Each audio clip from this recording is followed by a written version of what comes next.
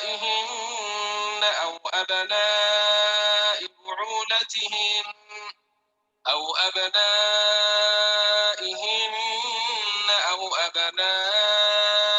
بعولتهن أو إخوانهن أو بني إخوانهن أو بني أخواتهن أو نسائهن أو ما ملكت أيمانهن أو التابعين غير أولي الإربة من الرجال. I work for a living. I work all my days. Who could have predicted this extraordinary? أو الطفل الذين لم يظهروا على عورات النساء ولا يضربن بأرجلهن ليعلم ما يخفين من زينتهن وتوبوا إلى الله جميعا أيها المؤمنون لعلكم تفلحون.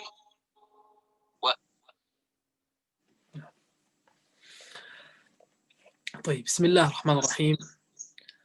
الحمد لله رب العالمين الرحمن الرحيم مالك يوم الدين، وأشهد أن لا إله إلا الله وحده لا شريك له ولي الصالحين، وأشهد أن محمدا عبده ورسوله الداعي إلى صراط مستقيم، صلى الله وسلم وبارك عليه وعلى آله وصحبه ومن سار على نهجه واقتفى أثره إلى يوم الدين. سلام من الله عليكم ورحمته وبركاته. After praising Allah Jalla wa Ala and sending salutations upon our Messenger Muhammad sallallahu alayhi wa sallam, we proceed. And we carry on today in our book that we were studying, Tibyan fi Adabi Hamalat al-Quran by Imam al-Nawawi alayhi rahmatullah, covering the etiquettes and the mannerism of the people of the Quran and how they should uphold themselves and how they should behave and so on. And we, inshallah ta'ala, shall carry on regarding the chapter فصل في الأمر بتعهد القرآن والتحذير من تعريضه للنسيان. It's a chapter regarding sticking to the Quran and constantly reciting the Quran and revising the Quran and being far and distant and refraining from forgetting the Quran. That's what this chapter is about. قال الإمام النووي رحمه الله عز وجل: ثبت عن أبي موسى الأشعري رضي الله عنه عن النبي صلى الله عليه وسلم قال: تعاهدوا هذا القرآن فوالذي نفس محمد بيده لهو أشد تفلتا من الإبل في عقلها. رواه البخاري ومسلم.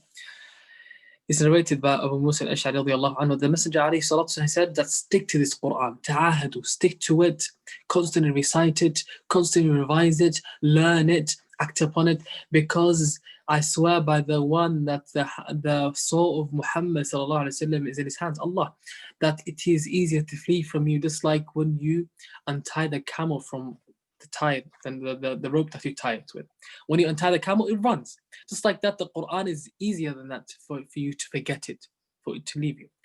So the Quran is very easy to memorize. Allah says, وَلَقَدْ يَسَّرْنَا الْقُرْآنَ لِلذِّكْرِ فَهَلْ مِن مُدَّكِرٍ. Allah has made the Quran easy to memorize, to learn, to remember. For who's going to learn it, who's going to memorize it. Just like that, Allah Tabarak wa Ta'ala has made it very easy to forget the Quran. Meaning that in order for us to be amongst those who are the people of the Quran, it is that we abstain from abandoning the Quran and stay away from the Quran. And the Salaf rahimahullah azza wa jal, as we had in the previous lesson, right, we mentioned how often they would read the Quran and how often they would finish the Quran and complete the Quran. Most of them will complete it in a week. Every 7 days they complete the Quran, some in 10 days, there was some in a month, some less than that, some 3 days, some who are 5 days, some 8 days, etc. All the different narrations that we mentioned in our previous lesson. So that shows that how keen the Salaf rahimahullah azza wa jal, Ashab and the Tabi'een and those who follow them in goodness, that's how keen they were in sticking to the book of Allah azza wa jal, in benefiting from the speech of Allah tabarak wa ta'ala, in revising the speech of Allah azza wa jal, and making sure that the Quran is a major part of their lives. The Quran plays a major role in their lives, and that's they do not let anything, be a barrier between them and the Quran. And the Messenger Muhammad alayhi salatu salam is the best example on that. The Messenger alayhi salatu salam, he used to go out to teach a group of companions. He used to go to them and teach them and so on. So one day the Messenger ﷺ was delayed. He was delayed and he didn't come at the time that he usually would come. So these companions, they asked the Prophet ﷺ when he arrived, Ya Rasulullah, why is it that you have come slightly later than usual? What happened today? So he sallallahu alayhi wa sallam said, Tara alayya hizbi. He said, my portion of the Quran that I recite every day, I hadn't completed it. I still had that portion left to recite. I hadn't finished it yet, so I didn't want to leave except that I had finished my portion of the Quran, then I'll do anything else that I need to do. So the individual sticks to the Quran. Other narrations coming up also are going to emphasize that. And we're going to understand, inshallah ta'ala, what is meant by forgetting the Quran and so on, inshallah ta'ala. عن ابن عمر رضي الله عنهما أن رسول الله صلى الله عليه وسلم قال إنما مثل صاحب القرآن كمثل صاحب الإبل المعقلة إن عاهد عليه أمسكها وإن أطلقها ذهبت. That hadith Abdullah ibn Umar narrates that the Messenger عليه الصلاة والسلام, he said that verily the companion of the Quran, he's like the companion of a tied camel. If he sticks to the camel, he looks after it and he doesn't allow it to run from him and he holds it back, okay, it will remain with him. And if he lets it go, right, if he lets go of the camel, he lets it loose, then the camel will run away from him. He'll go. And the Quran is like that. وعن أنس بن مالك رضي الله عنه قال قال رسول الله صلى الله عليه وسلم عرضت علي أجور أمتي حتى القذاة يخرجها الرجل من المسجد وعرضت علي ذنوب أمتي فلم أرى ذنبا أعظم من سورة من القرآن أو آية أوتيها رجل ثم نسيها. This hadith is narrated by Anas ibn Malik radiallahu anhu. The Messenger alayhi salatu wasalam, he said that the rewards of my ummah was presented to me. Even the dirt that the individual he removes from the masjid, the dust and the dirt that the individual he cleans from the masjid and he removes it from the masjid, the reward for that was presented to the Prophet alayhi salatu wasalam. And then he said, عُرِضَتْ عَلِيَّ ذُنُوبُ أُمَّتِي. Also, the sins of my ummah were presented to me. فَلَمْ أَرَى, and I did not see, ذنبا a sin, أعظم, that is greater, من سورة, than a surah, من القرآن, from the Quran, أو آية, or a verse, أُوتِيهَا رَجُلٌ, that a man was granted, ثُمَّ نَسِيهَا, and then he forgot it. We're going to explain what forgot means here, inshallah ta'ala. عن سعد بن عبادة رضي عن النبي صلى الله عليه وسلم قال من قرأ القرآن ثم نسيه لقي الله عز وجل يوم القيامة أجذم. And it's reported by Sa'd ibn Ubadah رضي الله عنه, the Messenger عليه الصلاة والسلام, he said that whoever قرأ القرآن, recites the Quran, ثم نسيه, and then forgets it, لقي الله, he will meet Allah عز وجل يوم القيامة أجذم. Ajzam literally means the Arabic language, the one whose hands have been cut off. And what it means here, that he'll come Yawm al-Qiyamah without any blessings, without any barakah and so on. Right? And first of all, these last two hadiths regarding forgetting the Quran, the punishment of forgetting the Quran, how severe it is, they're not authentic. The ulama, they say that they are weak.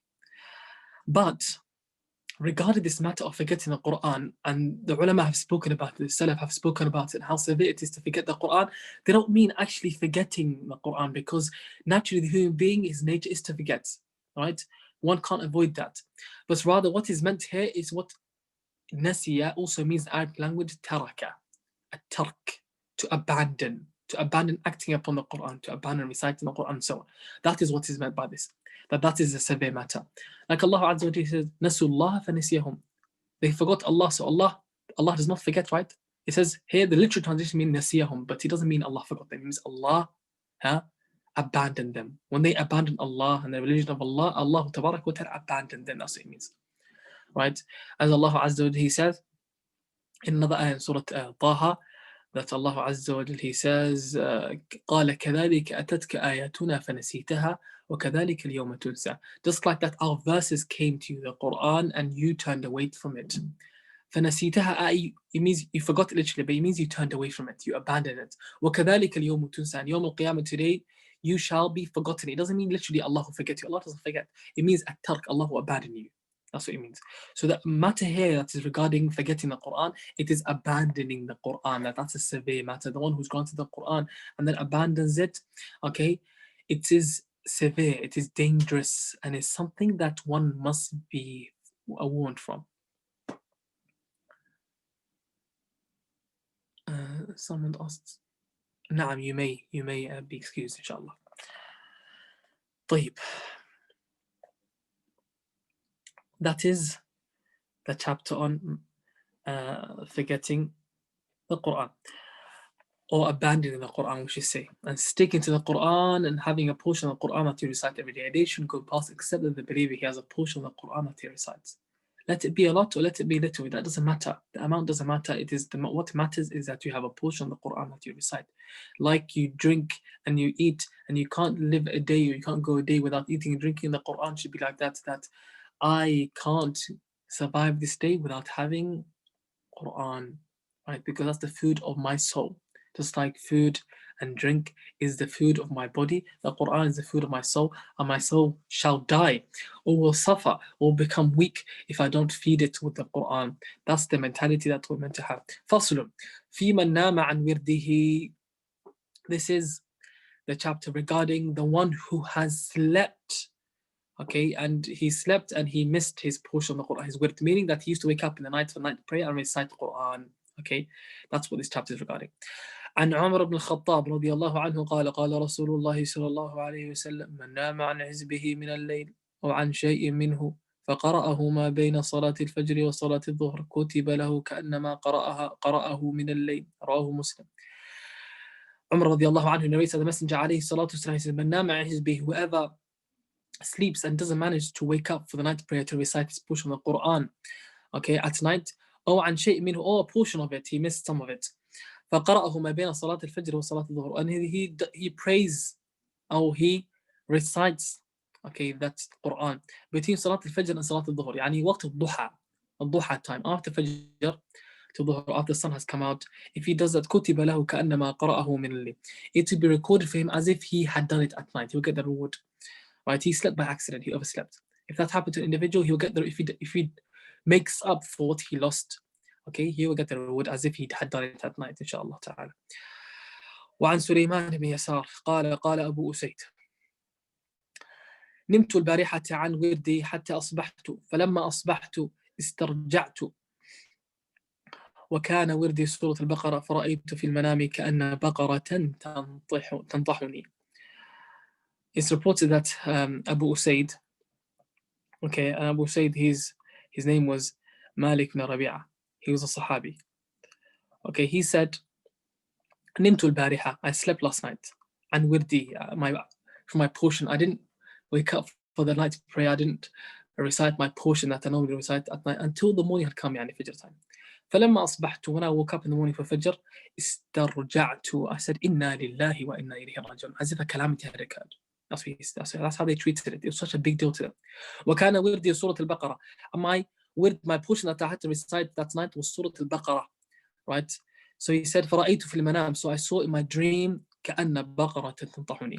I saw in my dream a cow or a bull that was striking me with his horns, right? That's what he saw. Imagine. And that was a reminder for him when he look how these people, how they were attached to the Quran, that even in their sleep, right? They sleep around the Quran. Imagine. That's the level the believer should aspire to attain. وروى ابن أبي الدنيا عن بعض حفاظ القرآن أنه نام ليلة عن حزبه فرأى في منامه كأن قائلا يقول. Ibn Abi Dunya narrates some of those who have memorized the Quran, they overslept at night and they didn't get up for the night's prayer to recite their portion of the Quran. So they saw in their dreams, it's reported that they saw in their dreams someone saying this to them. عجبت من جسم ومن صحة ومن فتى نام إلى الفجر. I am amazed by a body, and a person who has healthy body, who's healthy, and a young man, okay, who is strong and healthy and energetic, okay, نام إلى الفجر, who sleeps to Fajr, who doesn't get up at night to pray the night's prayer. والموت, and death, لا تؤمن, that you're not safe from خطفاته, that it grabs you. And that individual who's sleeping at night, he's not safe from death grabbing him that night and taking his life. خلاص, he's gone. في ظلم الليل إذا يسري, in the darkest parts of the night, when the night takes over and it's completely dark at night, right? And those times the individual is not safe from death taking his soul. So how can he sleep at night, assuming that he is safe from that and he's going to wake up in the morning? Right, that's how these people, they saw the Quran, and that's how seriously he took the matter, which perhaps some of us may not take as seriously, which is something that we need to reevaluate, we need to look back at, so that we strengthen our relationship with the Book of Allah Tabaraka wa Ta'ala. Al-Babu Sadis. Now we move on to the next Bab, okay, the 6th Bab, and this Bab is about في آداب القراءة وهو معظم الكتاب ومقصوده. It's about now the etiquette of reciting the Quran. Before we mention the etiquette of the teacher of the Quran, we mention the etiquette of the student of the Quran, we also mention the etiquette of the carrier of the Quran, the one who's a carrier of the Quran, what he must do, what he shouldn't do, etc. Now it's talking about the etiquette of actually reciting the Quran. When you just recite the Quran, what are the etiquettes that one must observe? And this is the majority of what the book covers. هذا الباب هو مقصود الكتاب. He says that this chapter, it is مقصود الكتاب, it is the objective of the book, Imam Nawawi says. وهو منتشر جدا, and it's widespread. People, they know this, these etiquettes. A lot of scholars have written about it. It's widespread. A lot of Muslims, they know it as well. وأنا أشير إلى أطراف من مقاصده, and I'm going to mention, Imam Nawawi, he says, some of these etiquettes that are important. كراهة الإطالة, so that because I dislike to make it long, he says. So I dislike to make it long and boring and mentions too much information. I'm going to mention only that which is important. وخوفا على قارئه من الملالة. And I'm afraid that I might cause boredom to the reader who's reading this book. So because of that, I'm going to summarize it and not make it a lot, and only mention the important points. فأول ذلك, so the first etiquette of reciting the Quran, أنه يجب على القارئ الإخلاص, that it's obligatory upon the reciter to be sincere, as we have mentioned previously, he says. ومراعاة الأدب مع القرآن, and that he observes the etiquettes with the Quran. فينبغي أن يستحضر في نفسه أنه يناجي الله تعالى, and he must be conscious when he's reciting the Quran that he's having conversation with Allah تبارك وتعالى. ويقرأ على حال من يرى الله تعالى, and he recites in a way that as if he is someone who can see Allah تبارك وتعالى. فإنه إن لم يكن يراه فإن الله تعالى يراه, and if he's not able to see Allah عز وجل, or being stated as if he can see Allah عز وجل, then he should be conscious that Allah عز وجل can see him. Now, فصل في استحباب السواك لقراءة القرآن. The next etiquette he mentions of reciting the Quran, that it is sunnah to use a siwak, to brush your teeth, to recite the Quran. وينبغي إذا أراد القراءة, and he must be one who does, if he wants to recite the Quran, أن ينظف فمه بالسواك وغيره, that he cleans his mouth with a siwak or anything like it. والاختيار في السواك, and what is preferred in the siwak, the type of siwak that's preferred that you use, أن يكون بعود من أراك, that is a stick of arak. Arak is a tree that they make the siwak, you know, the siwak, the stick, they make it from that specific tree, it's called arak. ويجوز بسائر العيدان, and it's also it's allowed for you to use any other tree that siwak is made from as well, that's made of wood. وبكل ما ينظف, or anything else that cleans. If you use a normal toothbrush that you use, or electric toothbrush, anything like that, it does the job. The objective is that you clean your mouth. It's all allowed. Okay, and then he mentions some examples from his time, and then he says وفي حصوله بالأصبع الخشنة ثلاثة أوجه لأصحاب الشافعي رحمه الله عز وجل. And then he says the matter of being able to do siwak with your finger and being able to brush your teeth with your finger, there are 3 opinions regarding this in the Shafi'i madhab. Okay, أشهرها, the most famous opinion, is أنه لا يحصل, that it does not do the job. Okay, it doesn't fulfill the job of siwak if you do it with your finger. That is the first most famous opinion of the Shafi'i madhab. والثاني أنه يحصل, the second opinion is that it does the job. Okay, والثالث يحصل إن لم يجد غيرها ولا يحصل إن وجد. The third opinion, it is that it does the job if he does not find a siwak other than his finger. He doesn't have a toothbrush or he doesn't have a siwak to use, so he uses his finger, he does the job. That's the third opinion. ولا يحصل إن وجد, but he does not do the job if he has a siwak, then he can't use his finger. That is the opinion, because it's sunnah to use siwak. ويستاك عرضا مبتدئا بالجانب الأيمن من فمه وينوي به الإتيان بالسنة. Now he's mentioning rahimahullah azza wa jal, the way, the etiquette that you should actually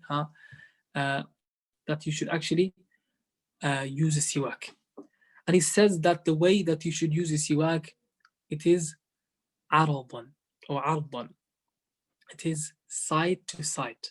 And he said that he starts from the right side of his mouth going to the left side, and he should intend when he does that he's following the sunnah.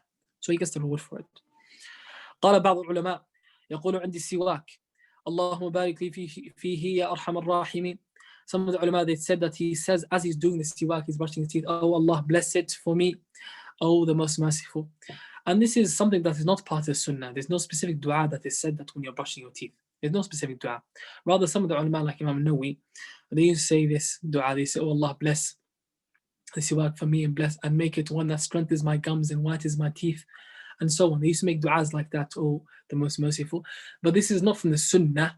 It is not reported that it's specified by the sunnah. But it's a good du'a. So if someone said it sometimes, no problem. But to make it a habit that every time I brush my teeth, that I must say this, might be slightly problematic because no evidence from the sunnah.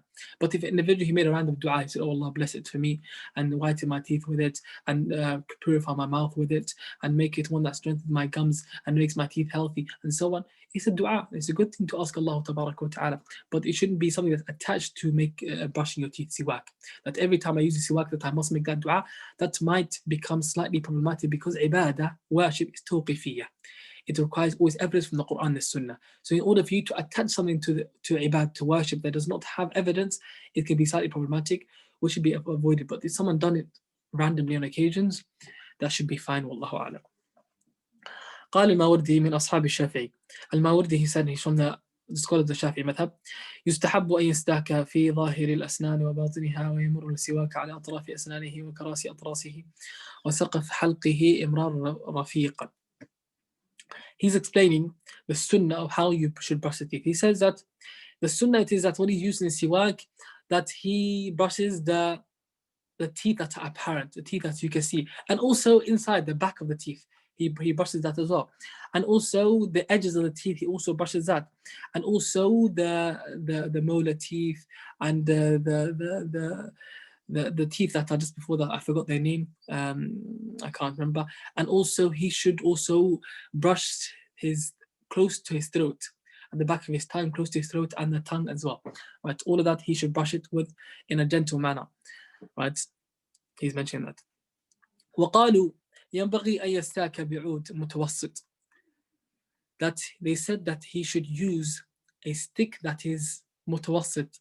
Okay, in the middle in terms of portion. What do they mean by that? But what they mean by in the middle, and it's not extremely dry and it's not extremely moist, and it's in between. He should use a stick that's not completely dry and very moist, but in between that, slightly moist. فإن اشتد يبسه لينه بالماء. If it becomes extremely dry, then he says make it moist with some water, make it slightly soft with water. ولا بأس باستعمال سواك غيره بإذنه. And he said that there's nothing wrong, okay, with using someone else's siwak, someone else's brush, with his permission, right? And obviously this is something that is looked at in terms of urf, okay, in terms of customs. If it's someone that you're very close with, if it's your wife, etc., and you share siwak, okay, it may be unhygienic to an extent, but if the person has permitted you, it's not haram, yani, there's no sin coming from it.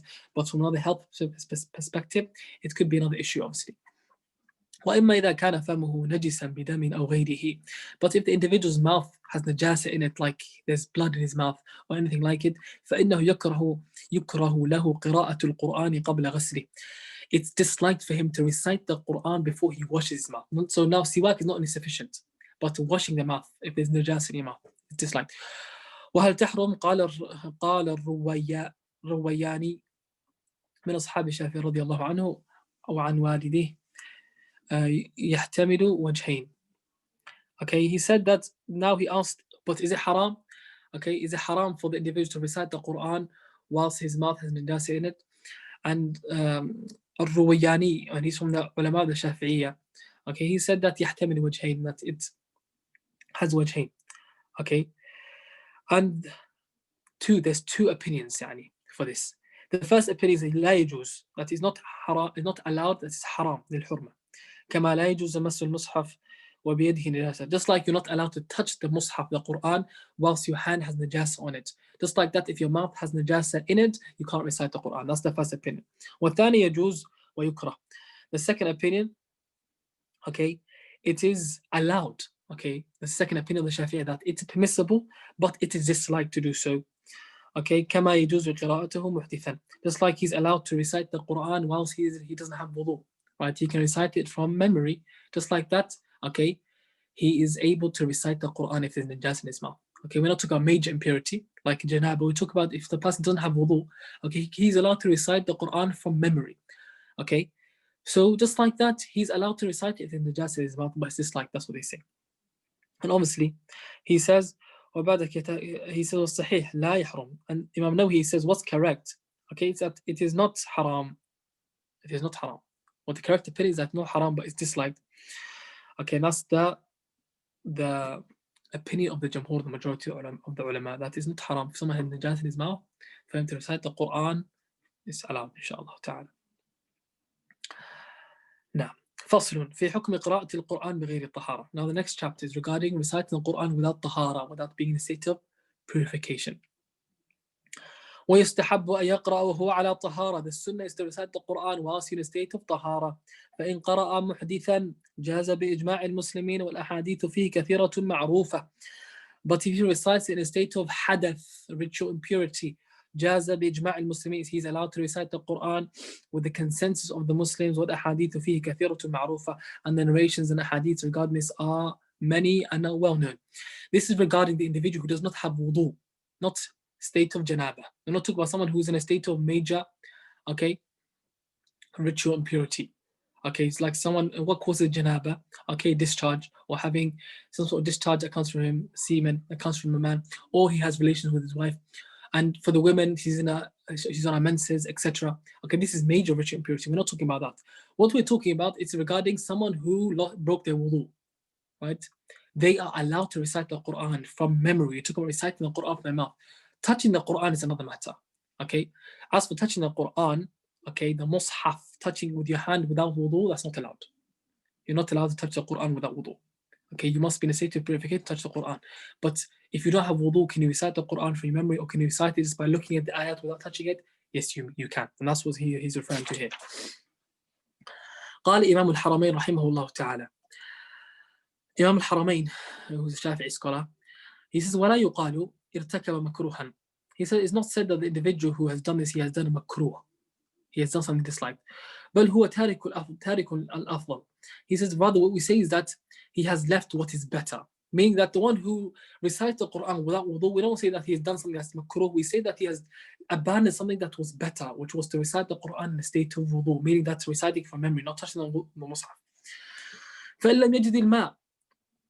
If he does not find water, تيمم. He does tayammum. Right? والمستحاضة في الزمن المحكوم بأنه طهر. حكمها حكم المحدث. And the mustahada, the woman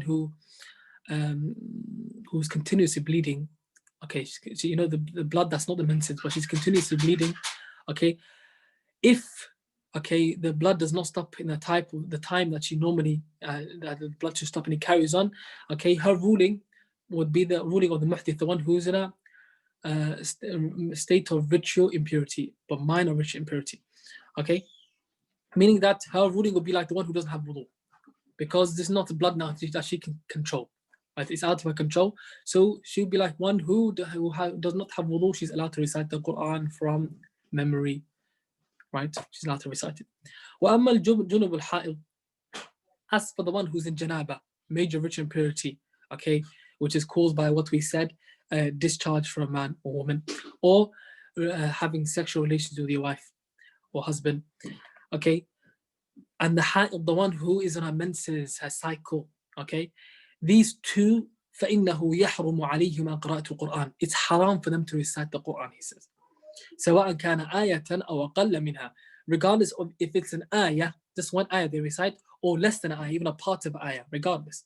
ويجوز لهما إجراء القرآن على قلوبهما من غير تلفظ به. But they are allowed to think of the Quran in their hearts without uttering any of the words of the Quran.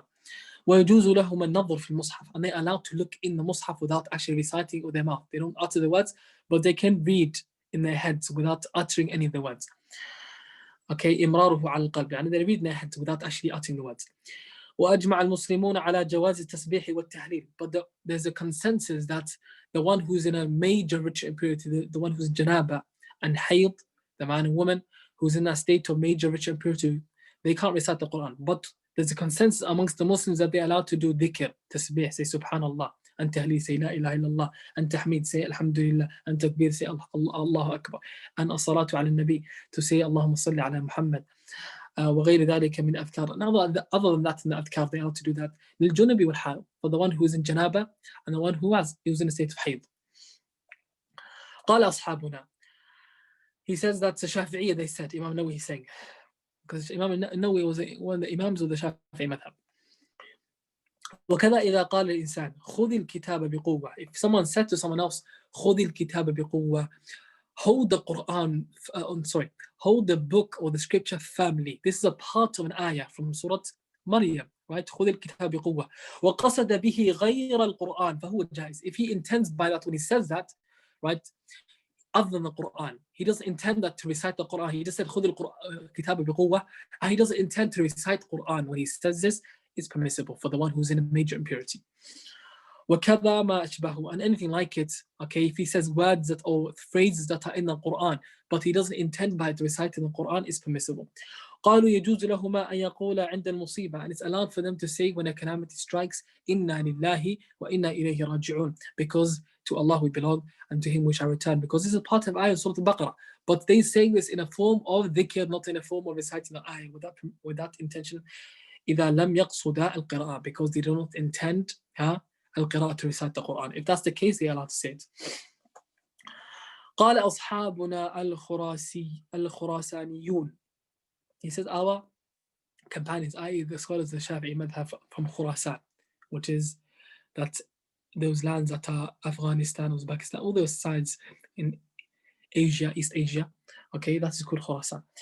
He says ويجوز أن يقول عند ركوب الدابة. They are allowed to say when they board a riding beast or a mode of transport, سبحان الذي سخر لنا هذا وما كنا له مقرنين, dhikr of traveling or boarding a riding beast or a mode of transport, because this is a part of an ayah in the Quran. But when they say this, they're not saying with the intention of reciting the Quran, rather it is the intention of dhikr. وعند الدعاء, they are allowed to say when they make a dua, ربنا آتنا في الدنيا حسنة وفي الآخرة حسنة وقنا عذاب النار. And this is an ayah Surah Al-Baqarah, but it is intended by it, what they intend by it, it is not Quran, it is dua. And if that's the case, they are allowed to do so. إذا المقصد به القرآن, if they do not intend Quran.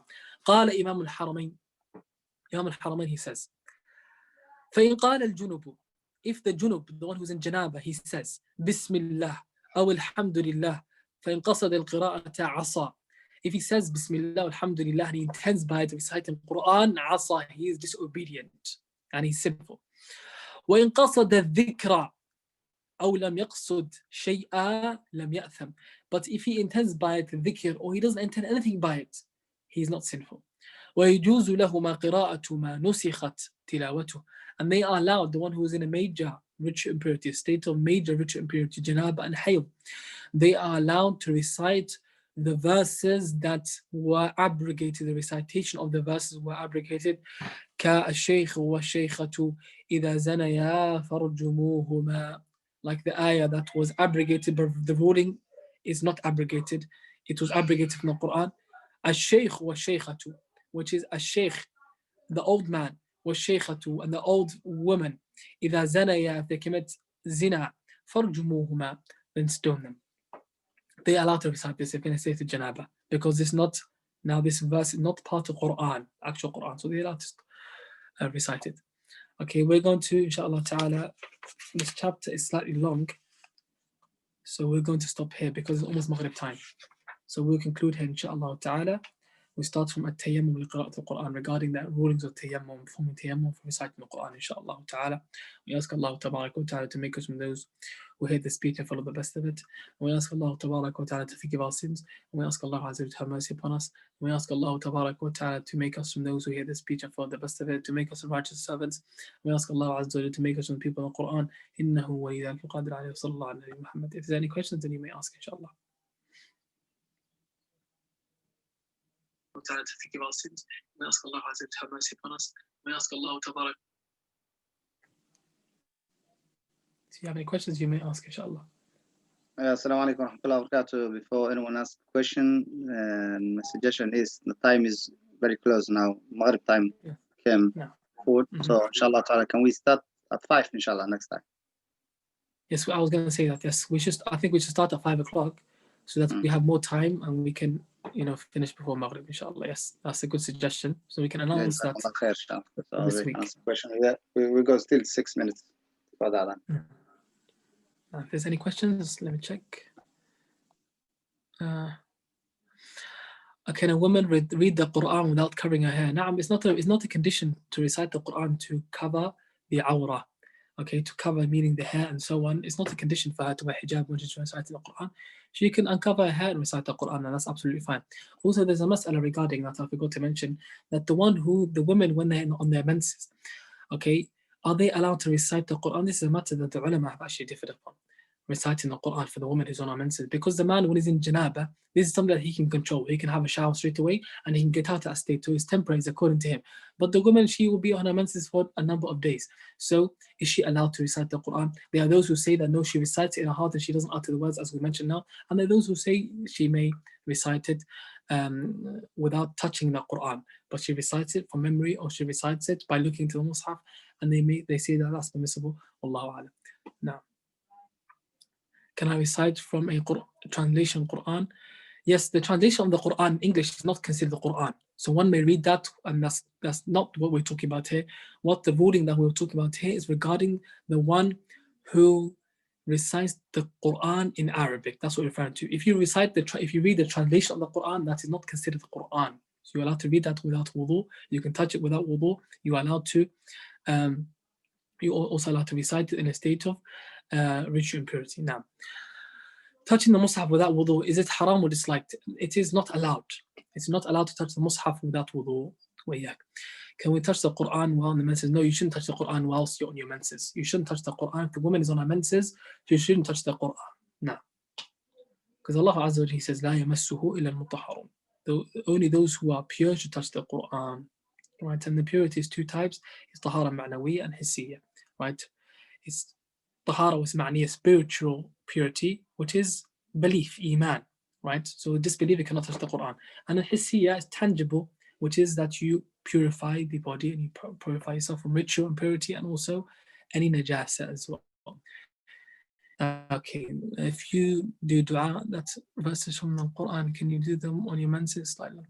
Now, if you recite verses, right, that have dua, with the intention of dua, not the intention of reciting the Quran whilst you're on your menses, that's allowed, as we mentioned now. If one will say, رَبَّنَا آتِنَا فِي الدُّنْيَا حَسَنَةً وَفِي الْآخِرَةِ حَسَنَةً وَقِنَا عَذَابَ النَّارِ رَبَّنَا لَا تُزِغْ قُلُوبَنَا بَعْدَ إِذْ هَدَيْتَنَا وَهَبْ لَنَا مِن لَدُنْكَ رَحْمَةً إِنَّكَ أَنْتَ الْوَهَّابُ, and so on. All these are ayat from the Quran, but they're also dua. If one recites it in a state of major ritual impurity with the intention of dua, okay, that's absolutely fine. There's no problem with that. Assalamu alaikum. So it's not allowed to read whilst touching the Quran without wudu. If you don't have wudu, you shouldn't touch the Mus'haf. You shouldn't touch the Mus'haf. Can my husband break my wudu if we just touch hands? What is correct is that if my husband and wife, they touch each other, then they don't break each other's wudu. Right? There are opinions in the Shafi'i madhab that with the husband and wife, they break each other's wudu. But what is correct is that that it doesn't break wudu. The Prophet ﷺ, he would kiss his wives before he would go out to salah, and he would not make wudu again. Right? Imam Nawawi, alaykum salam, Imam Nawawi only brings the Shafi'i madhab. Was he Shafi'i? Now he's a Shafi'i and he's a great Imam with the Shafi'i madhab. One of the greatest Imam that is referred back to in the Shafi'i madhab, that's Imam Nawawi. My friend says that she follows the opinion that you can touch the Mus'haf without wudu. What should I say to this? She said it is a different opinion. Barakallah fi. If even one, look, touching the Mus'haf without wudu, it's not right. And if someone said that I follow a different opinion, you should advise them, tell them, look, listen, even if they follow a different opinion, no one says that you should do it on purpose. No one says you should do it on purpose. It's against etiquette and veneration of the Quran. Venerating the Quran is that you touch it in a state of purification. It's a speech of Allah Ta'ala. We should not treat it like any other speech, right? We should be prepared for it. Like we took out Mus'haf. As for one who recites the Quran from his phone, okay, the app, and he recites from that, that is not considered the Quran, and one can read that without wudu. But we talk about the actual Mus'haf, the book in Arabic, that you're touching it, that is what is considered the Mus'haf, and one shouldn't do that without wudu. So if you don't have wudu, we have alternatives. Recite it from your phone, right? Recite it from your iPad, recite it from your tablet, whatever, but don't recite it from the Mus'haf without wudu. Make wudu if you want to touch it. Now, I have waswasa, and I think that I'm showing off for shaitan, say that I'm reciting the Quran beautifully more than others. What do I do? Ignore those thoughts and try to fight yourself to be sincere, and do it sincerely for Allah Ta'ala, seeking the pleasure of Allah, and renew your intention as you're doing it, and try to avoid those doubts. And Wallahu alam, and Allah Azza knows best. Okay, there's only like 2 minutes left till the adhan of Maghrib, so inshallah ta'ala okay, we'll take this last question, we'll stop there, inshallah. Often in Pakistan culture, a lot of elders say things like one should kiss the Quran, not to put it close to their feet, keep it on a high shelf. Is there a basis for this? Okay, all this is kind of from respecting the Quran, and this is something that is right. However, you don't have to kiss the Quran, you don't have to every time. If someone was to kiss it randomly, okay, that's fine. Some of the Sahaba used to do that, Muawiyah radiallahu anhu, so they used to kiss the Quran to show respect, but it's not something that is sunnah. One shouldn't think that this active version that I must do for the Quran. No, that's wrong. But obviously keeping the Quran away from your feet and keeping away from anything that is low and degrading it, that is right. You shouldn't do that. This because we have to honor the Quran. We must venerate the Quran. Anything that is dirty, anyway that's inappropriate for the Quran, one should not take the Quran. And that's going to come up in the next lesson. Adhan of Maghrib, inshallah. وجزاكم الله خير. سبحانك اللهم وبحمدك أشهد أن لا إله إلا أنت أستغفرك وأتوب إليك. الله أكبر.